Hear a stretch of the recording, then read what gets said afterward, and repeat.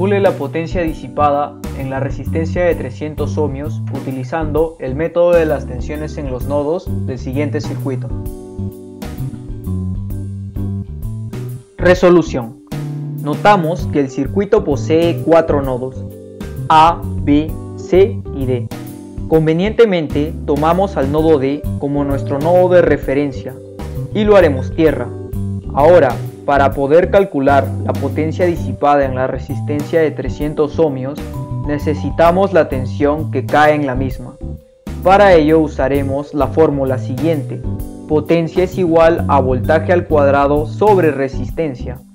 Reemplazando con los valores que buscaremos hallar, nos queda lo siguiente: potencia es igual a voltaje en el nodo C menos voltaje en el nodo A, todo esto elevado al cuadrado sobre 300 ohmios.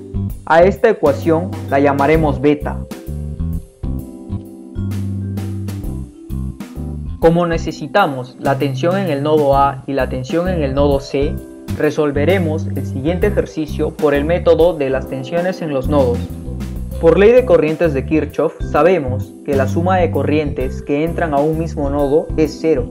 También debemos aclarar que a la corriente la colocaremos como voltaje sobre resistencia. Con esto ya aclarado, evaluaremos para el nodo A.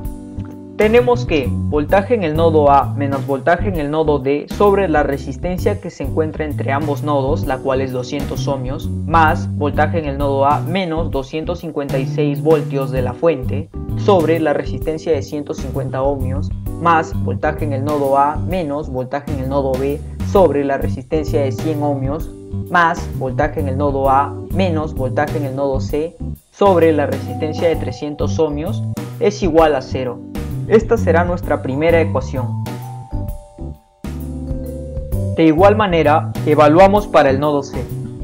Voltaje en el nodo C menos voltaje en el nodo D sobre la resistencia que se encuentra entre ambos nodos, la cual es 400 ohmios, más voltaje en el nodo C más 128 voltios de la fuente sobre la resistencia de 500 ohmios, más voltaje en el nodo C menos voltaje en el nodo B sobre la resistencia de 250 ohmios, más voltaje en el nodo C menos voltaje en el nodo A sobre la resistencia de 300 ohmios es igual a 0.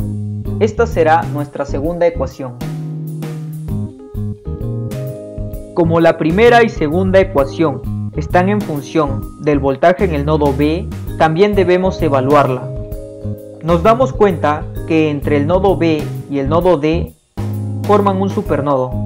Es así que se tiene la siguiente ecuación: voltaje en el nodo B menos voltaje en el nodo D es igual a 50 veces la corriente alfa. Hay que recordar que al nodo D lo colocamos como tierra, por ello el voltaje en el nodo D es igual a 0, dándonos así la ecuación anterior mencionada como voltaje en el nodo B es igual a 50 veces la corriente alfa. A esta ecuación la llamaremos teta.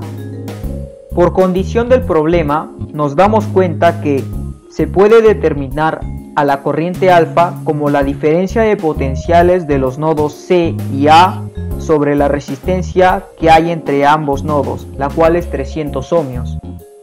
Reemplazando esto en teta, nos queda como voltaje en el nodo B es igual a 50 veces la diferencia de potenciales entre los nodos C y A sobre la resistencia de 300 ohmios.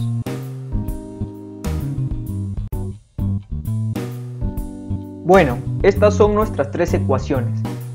A la primera se la multiplicó por 600, a la segunda se la multiplicó por 6000 y a la tercera se la colocó de la siguiente manera.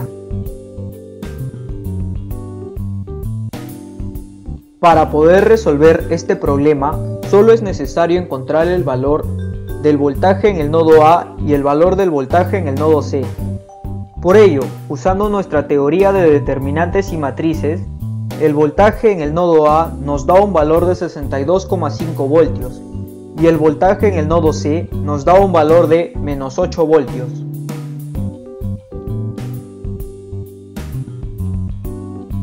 Finalmente, estos valores hallados serán reemplazados en beta, para así poder hallar la potencia disipada en la resistencia de 300 ohmios, la cual es 16,5675 vatios.